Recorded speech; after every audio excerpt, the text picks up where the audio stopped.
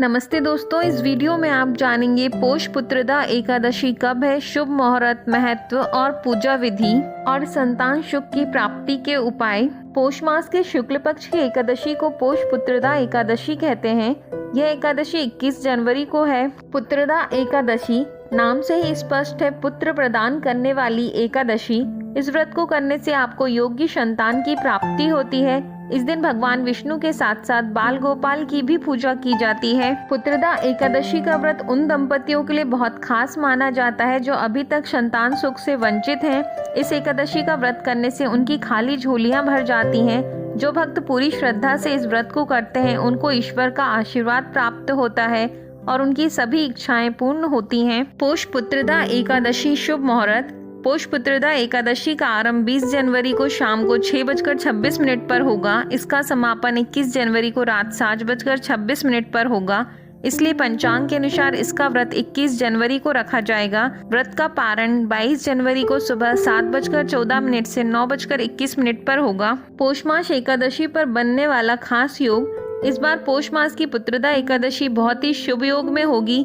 इस दिन पूरे दिन ब्रह्मयोग का शुभ संयोग होगा। इस शुभ योग में दान करने का बहुत महत्व है।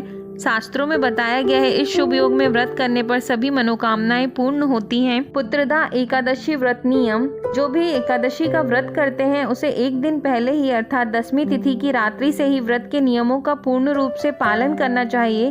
10वीं के दिन शाम में सूर्यास्त के बाद भोजन ग्रहण नहीं करना चाहिए और रात्रि में भगवान विष्णु का ध्यान करते हुए सोना चाहिए। सुबह सूर्योदय से पहले उठकर नित्य क्रिया से निवृत्त होकर स्नान करके शुद्ध व स्वच्छ धुले हुए वस्त्र धारण करें। श्री हरि विष्णु का ध्यान करना चाहिए। अगर आपके पास गंगा जल है तो पानी में गंगा जल डालकर नहाना चाहिए। इस पूजा के लिए श्री हरि विष्णु की मूर्ति के सामने दीप जलाकर व्रत का संकल्प लेने के बाद कलश की स्थापना करनी चाहिए। फिर कलश को लाल वस्त्र से बांधकर उसकी पूजा करें। भगवान श्री हरि विष्णु की प्रतिमा रखकर उसे स्नान आदि से शुद्ध करके नया वस्त्र पहनाएं। उसके बाद धूप दीप से विधिवत भगवान श्री हरि विष्णु की पूजा अर्चना तथा आरती करें। संतान सुख प्राप्ति और संतान की सुख समृद्धि के लिए इस दिन लड्डू गोपाल की पूजा भी की जाती है। नैवेद्य और फलों का भोग लगाकर प्रसाद वितरण करें। श्री हरि विष्णु को अपने सामर्थ्य के अनुसार फल फूल नारियल पान सुपारी लौंग बेर आंवला अर्पित करें। एकादशी की रात में भगवान के भजन कीर्तन करना चाहिए। पूरे दिन निराहार रहकर संध्या समय में कथा सुनने के पश्चात फलाहार किया जाता है। दूसरे दिन ब्राह्मणों को भोजन तथा दान दक्षिणा अवश्य देना चाहिए। इसके बाद ही व्रत का पारण करना चाहिए। इस दिन दीपदान करने का बहुत महत्व है।